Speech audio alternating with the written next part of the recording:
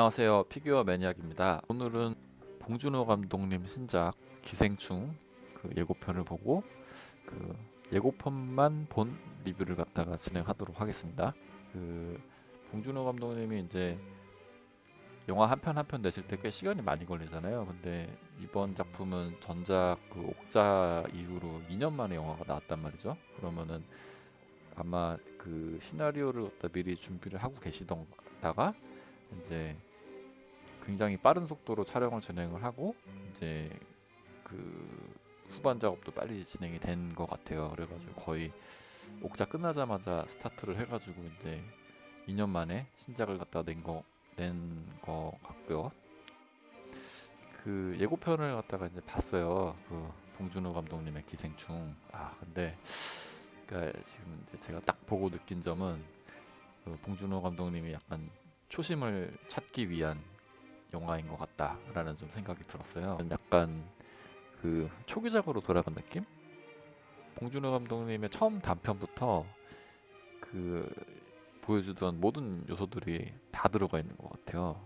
그래가지고 되게 좀 예고편이 재밌었는데 일단은 딱 봤었을 때 전체적인 그 이 기생충이라는 제목도 그렇고 여기에 나오는 그 가족들이 그 봉준호 감독님의 초기 작품들을 갖다가 이렇게 보는 것 같은 느낌들이 많이 들었어요. 그러니까 때로는 그 봉준호 감독님의 단편 영화도 생각이 나고 굉장히 그 사회의 부조리함을 갖다 이렇게 블랙 유머로 승화시키는 그 다음에 그 플란더스에게도 생각이 나더라고요. 그 일반 어떤 그러니까 봉준호 감독님이 이제 매번 이제 가족 얘기를 했는데 이번에는 굉장히 일상적인 그 이웃에서 볼 법한 그 우리 사회 안에 있는 어떤 가족 이야기를 갖다 이렇게 다루고 있어가지고 뭐 약간 플란다스에게 생각도 났고요. 근데 그 가족들이 좀 이렇게 계층들이 이렇게 보여지잖아요. 그 자본주의에 의해서 그래가지고 부잣집도 있고 그다음에 굉장히 이 자본주의에서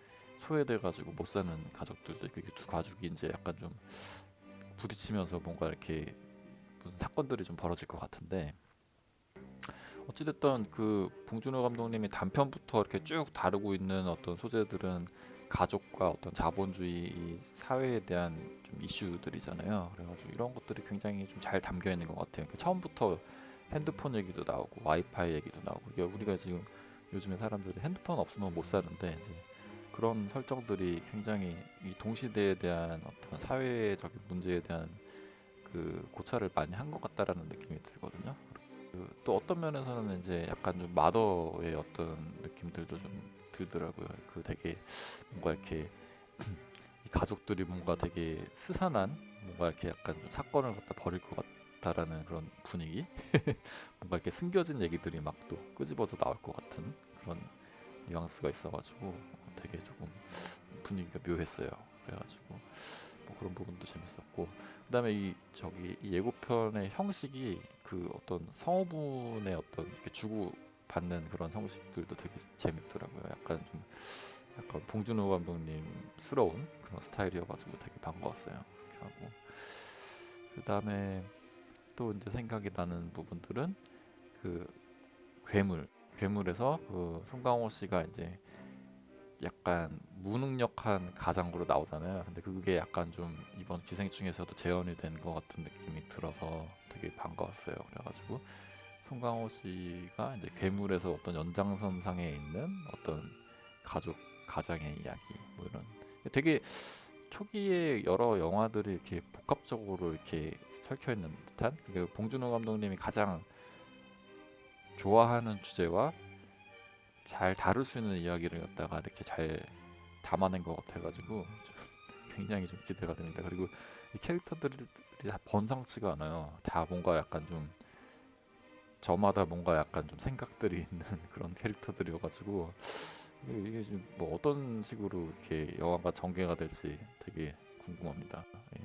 그리고 또 괴물을 연상시키는 점이 그 약간 그 가족들 다 있는데 수모구 막 뿌려주는 장면도 있고 그다음에 어떤 그 옛날에 한강 터널을 갖다가 막 이렇게 가는 그런 느낌들도 있잖아요. 약간 그런 느낌들도 좀 예고편에서 보여줬고 그다음에 막 비 맞는 장면 그다음에 그 송강호 씨 특유의 그 봉준호 감독님 영화에서 나올 법한 그 약간 좀 이렇게 찡그러진 표정이라든지 이렇게 빵 이렇게 부스러기 주섬주섬 약간 좀 주섭스럽게 먹는 장면이라든지 되게 이 연결고리들이 많은 것 같아요. 그 이전 영화들이랑. 그래서 되게 좀 재밌었고 그다음에 이제 흥미로운 거는 이제 옥자 때 최우식 씨가 약간 좀 단역 수준의 어떤 조연으로 등장을 했는데 이제 뭔가 이제 굉장히 메인 캐릭터로 이렇게 자리를 잡아가지고 이제 봉준호 감독님의 페르소나가 된 느낌. 이제 이 영화에서 좀 뭔가 제대로 된 본인만의 연기를 갖다가 좀 보여줄 것 같다라는 느낌. 그런 게 좀 들었고요. 그다음에 이제 그 옥자에서 성우분을 한 그 배우분도 이렇게 약간 좀 등장을 하더라고요. 이렇게 하고 이성균 씨도 등장을 하고 이성균 씨는 봉준호 감독님 영화에 이제 새로 출연하는 역할인데 어떤 역할로 나올지 좀 궁금합니다. 조효정 씨도 그렇고. 그래서 두 분은 아마 그 이런 그 과외 받는 가족의 어떤 커플로 나오게 될 것 같네요. 그렇게 해서 저는 이제 그 기생충이라 그래가지고 약간 사회 재난 영화 이게 영가시처럼 그런 류의 영화인 줄 알았는데 보니까 약간 좀그 그 기생충이라는 게 굉장히 은유적인 표현이네요. 이 영화를 보니까. 그래서 이 되게 자본주의 사회에서 되게 소외돼 가지고 거의 이제 궁지에 몰린 가족이 약간 이게 자기네들이 범죄를 저지르는지 그런 거에 대한 어떤 죄의식도 잊어버릴 정도로 지금 궁지에 몰려 있는 상태여서 어떤 범죄를 갖다가 저지르는 사기, 지금 처음에 예고편에서는 사기 부분이 정확하게 드러나잖아요. 그래가지고 이제 어떤 잘 사는 집에 이제 기생을 갖다 한다라는 좀 그런 설정들이 보여지는데 근데 이 영화가 전개되면서 이제 어떤 내용으로 전개가 될지는 잘 모르겠네요. 그래서 뭐, 뭐 봉준호 감독님 영화는 항상 이렇게 좀 새로운 면들이 있잖아요. 그게 기대가 되고 그다음에 이야기의 어떤 구조도 되게 안정적이고 그래서 또 상당히 올해 또 재밌는 영화가 나왔구나. 굉장히 좀 기분이 좋습니다. 5월 개봉이죠. 5월 개봉이니까 영화 나오면은 꼭 극장으로 달려가서 보게 될 것 같습니다.